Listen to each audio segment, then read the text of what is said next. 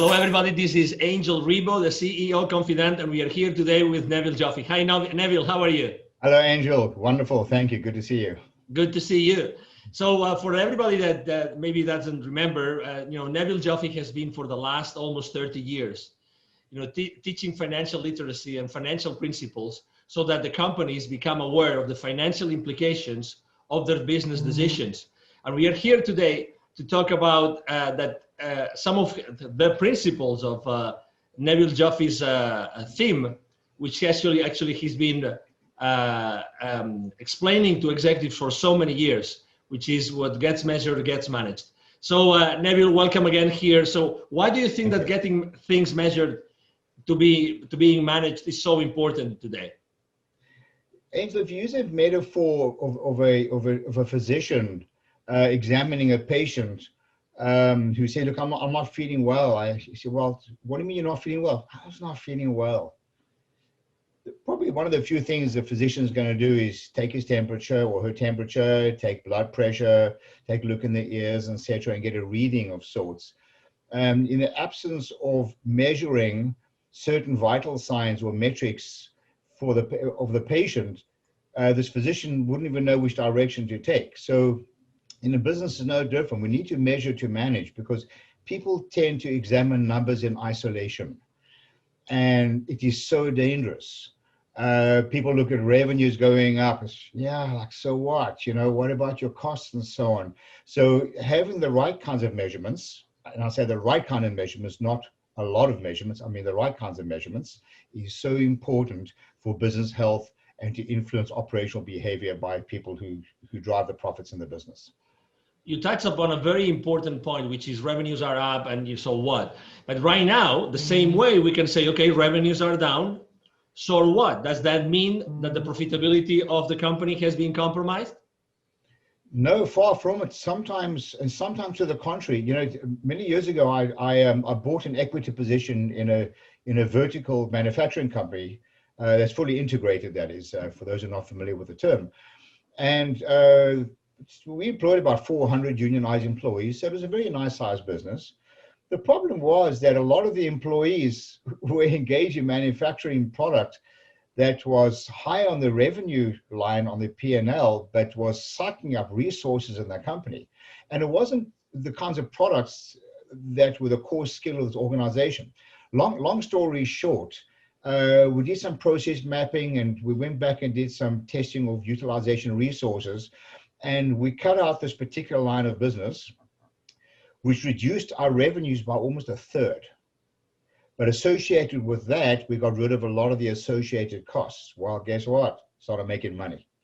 So sometimes it's important to evaluate the cost of driving certain revenues. Everyone should be aware of this, and be cognizant of the relationship between cost and sales. And everybody in the organization should know how to measure this.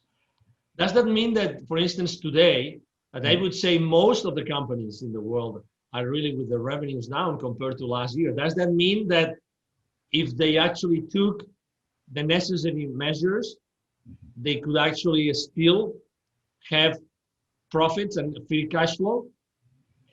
Yes, and I don't want this to sound like a glib statement, because this is not necessarily true for all companies. Under the circumstances in which we find ourselves now, with COVID, there are a lot of challenges with a lot of companies. But I believe there are opportunities in certain companies that have been carrying a lot of fat, if you will, a lot of unnecessary expenses. And now's the time for people to start evaluating very carefully what their core skills are, their operating costs. A lot of people, we tend not to press the reset button and go back and evaluate interesting versus useful. A lot of stuff we do is very interesting and not necessarily useful. A lot of the numbers we generate are interesting, not necessarily useful. That's why we get into the topic of what gets measured gets managed.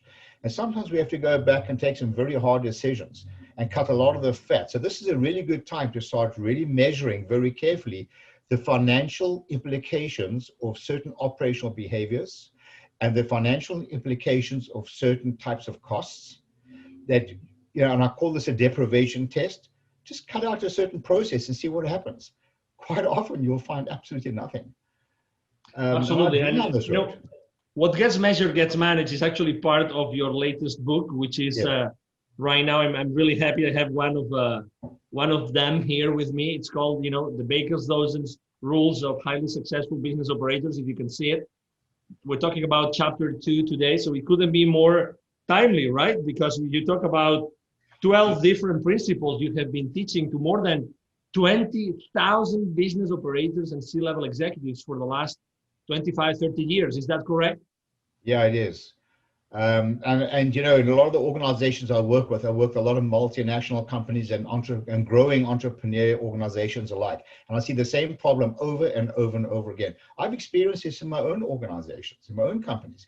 So, each of the chapters is broken down to 3 parts. It's the title, which really speaks for itself. What gets measured gets managed. Don't evaluate numbers in isolation. Revenues are vanity. Profits are sanity. Cash flow is reality. These are what the people who've attended my workshops have affectionately called Nevilisms. And this is what the book is really about. So there's a title of the book. There's a very quick read of a story to create context. And at the end of each chapter, as you will see here, there are a lot of questions.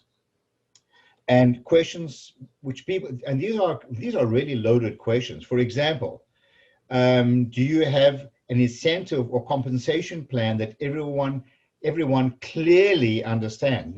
Never assume that people clearly understand the numbers.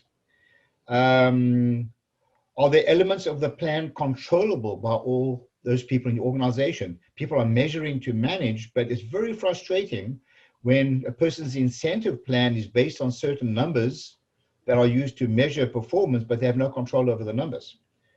Do you have financial transparency? Does your accounting department clearly communicate the financial results to your employees and how they may improve the numbers without fancy financial jargon?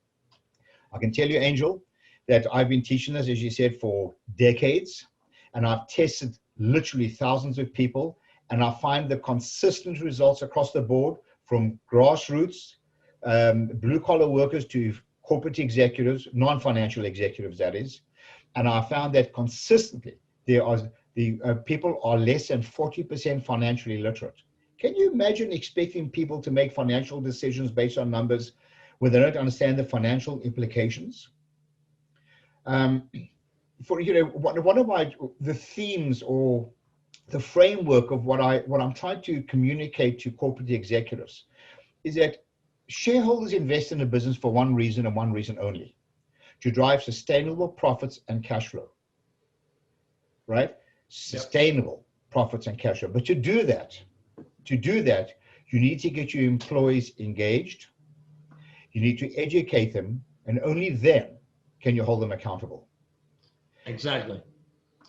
Bang on. So I would like to suggest that, as you read this book, and everybody, we're gonna make sure that people have. I mean, this is a copy which was like printed.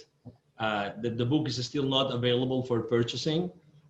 We have only. I mean, this has been a book that has been actually made thanks to the contribution of a lot of different executives. Is that correct? Oh, absolutely. We've had several hundred executives from various companies who have been kind enough to contribute to the book, and we've had some really engaging conversations about some of this content. Exactly. So we would definitely like to have more questions from the people that is watching this interview today to actually contribute to the book if they want to do it. So we will be more than glad to do it. Is that correct, Neville?